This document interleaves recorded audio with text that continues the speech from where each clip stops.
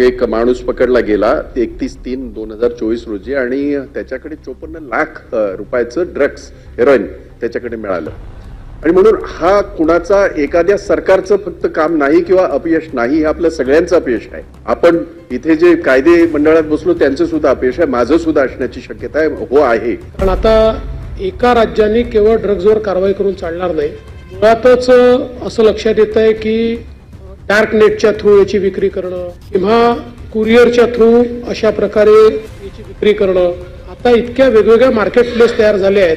इंस्टाग्रामवर त्याची विक्री होते, फेसबुकच्या चॅटमध्ये त्याची विक्री होते, जिथे डायरेक्ट मेसेजेस आहेत तिथे त्याची विक्री होते। त्यामुळे एक मोठं आव्हान टेक्नॉलॉजीने देखील आपल्यासमोर उभं केलेलं आहे। मोठ्या प्रमाणात ही कारवाई जी आपण सुरू केली आहे, म्हणजे आपल्याला केवळ जर मी सांगितलं तर आपण 2023 साली जी काही कारवाई आपण केली होती ती जवळपास आपण 407 मुंबईमध्ये, तर त्यावेळी जवळपास 400 कोटी रुपयाचा माल आपण पकडला होता। आता जवळपास 500 कोटी रुपयाचा माल हा पकडलाय। पण एकूण महाराष्ट्रामध्ये आपण जर बघितलं तर मागील वर्षाच्या तुलनेत, म्हणजे मागील वर्षी आपण एकूण सगळ्या मिळून ज्या कारवाया केल्या होत्या त्या 12,648 कारवाया केल्या होत्या आणि यामध्ये आपल्याला 897 कोटीचा माल मिळाला होता। आता यावर्षी मे पर्यंतच आपण 6,529 कारवाया केल्या आहेत आणि याच्यामध्ये 4,131 कोटी रुपयाचा माल हा या ठिकाणी जप्त केलेला आहे।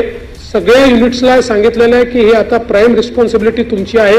विशेषतः हे जे काही क्युरेटेड ड्रग्स जे तयार होतात हे करणं फार सोपं आहे। एमडी वगैरे म्हणजे जसं कढाईत गूळ आपण तयार करायचो तशा प्रकारे तयार होतात। त्यामुळे या फॅक्टरीज या देखील तयार होऊ लागल्या, त्या बस्ट करणं मोठ्या प्रमाणात चाललेलं आहे।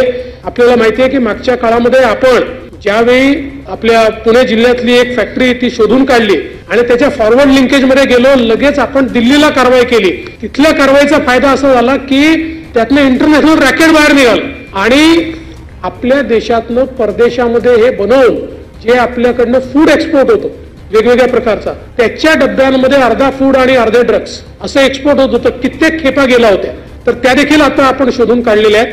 त्यामुळे या संदर्भात मोठ्या प्रमाणात कारवाई ही आता पोलीस करतायत। एक गोष्ट आपण अजून सांगितली आहे की पोलिसांचा सहभाग जर याच्यात असेल तर आता अशा सहभागाकरता त्यांना सस्पेंड नाही केलं जाणार, त्यांना बडतर्फ केलं जाईल। 6 पोलिसांना आपण यापूर्वी बडतर्फ केलेलं आहे।